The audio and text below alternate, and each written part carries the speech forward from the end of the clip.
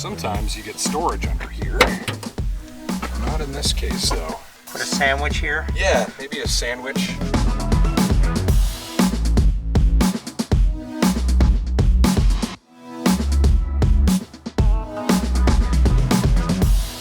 I'm Justin Pritchard. This is the Volkswagen ID.4. This particular unit is an American spec car. We're going to take a look. There are some feature content differences between this and the version that will go on sale in Canada a little bit later. And in this video, it's everything I can tell you about Volkswagen's first mass market electric.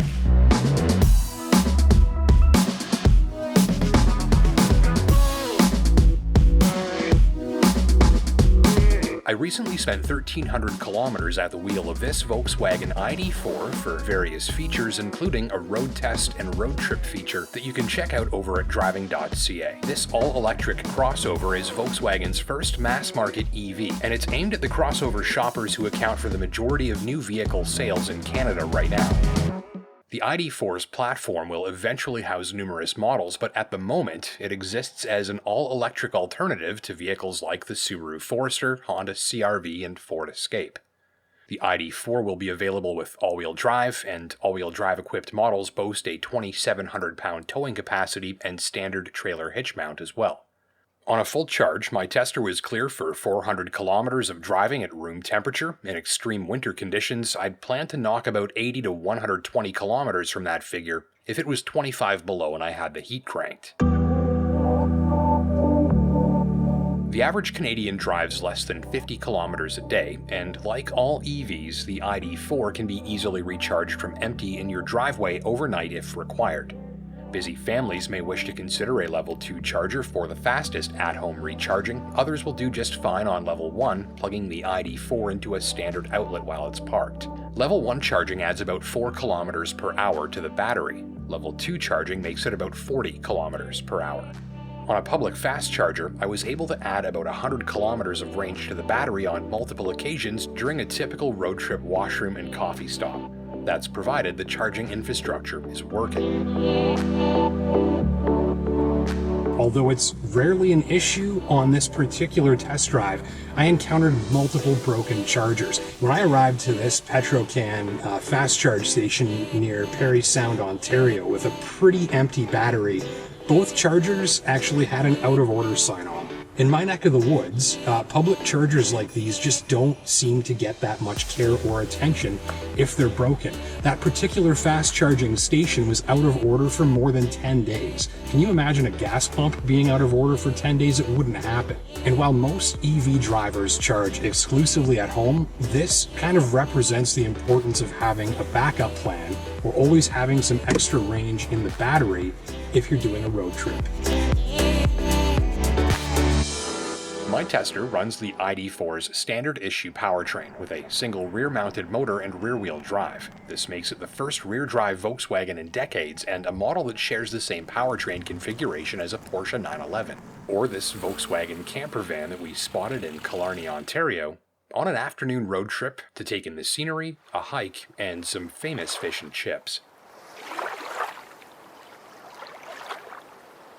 With the single-motor rear-drive configuration, you get 200 horsepower.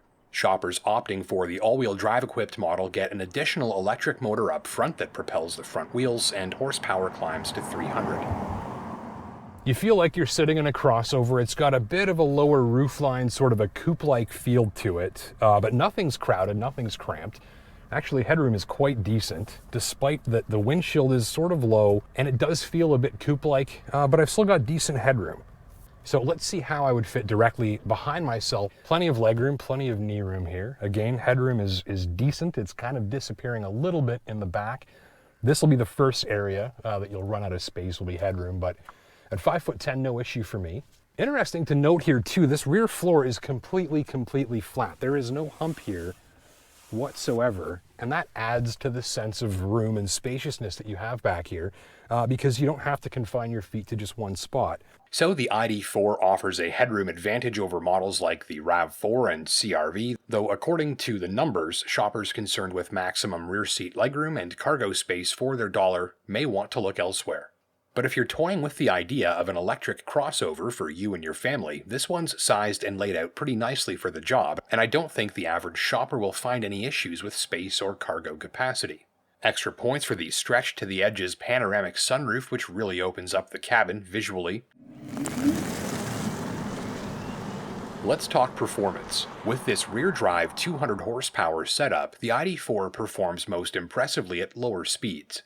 In around-town driving, city commuting, and the like, the throttle is snappy, and the car can quickly gobble up the spaces between traffic lights without making a peep. At higher speeds, where highway passing and merging are required, throttle response falls off. Driving enthusiasts will want to wait for the 300 horsepower all-wheel drive model, though if you're not looking for all-wheel drive and you're not a highway speed demon, this less expensive and less powerful setup will do you just fine. The ID.4 is a fantastic around-town runabout. Like other new electrics, it's easy breezy when it comes to getting in and getting moving.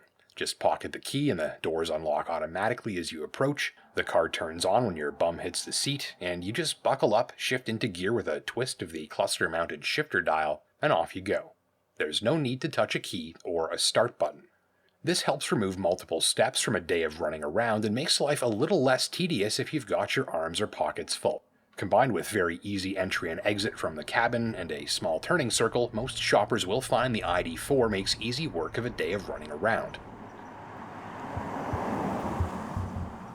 On the highway, the feel is solid, dense, heavy, and relaxed. Noise levels are kept nicely in check, and there's no need to raise your voice for a conversation at highway speed, provided you're on a smooth pavement surface. Add in the uncluttered cabin design and minimal instrument display mounted low on the dash, and you've got a driving environment that makes it easy to focus on the road ahead while you enjoy the scenery without too many buttons and controls in your face. The cutting-edge new MEB architecture beneath the ID.4 is so solid and strong that it feels more substantial on the road than the machine's size leads on. Though the ID.4 felt tougher and quieter than expected on rougher back roads, certain specific surfaces do coax more suspension noise and feedback from the vehicle than I like. I'd advise test driving shoppers to hit a rough road on their test drive to confirm that ride quality and noise levels there meet their needs. On steering, I appreciated the heavy and quick feel dialed in, but wished for more meaningful feedback to back up the sporty attitude. Brake pedal feel is somewhat numb and vague, that's par for the course with electric cars, though I noted no issues with performance. Now that wasn't the case for some of the onboard controls. Though some techy touchpads and interfaces drive up the futuristic appeal of the ID.4, some were a source of frustration and confusion. For instance, steering wheel mounted controls are relegated to the textured touchpads, not switches and buttons, which feels clumsier and less precise.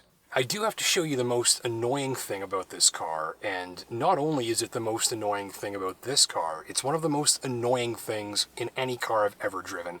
So here we have the power window switches. There's only 2 of them, even though this thing has 4 windows. So in default, this just works like a regular power window switch. There are 4 windows on this car. And when we want to work one of the back windows, what we have to do is tap on this where it says rear, wait for that chime, and it lights up in orange. Now, these same switches control the rear windows. The thing is, this switch isn't very good here. You can see I'm tapping it. You have to kind of hold it down and wait, and there's no tactile response. And this is super fiddly, because if you don't get it right, it doesn't work. If you've got the stereo on, you can't really hear that little beep effect. Listen. I just want 2 more window switches and none of this extra complication.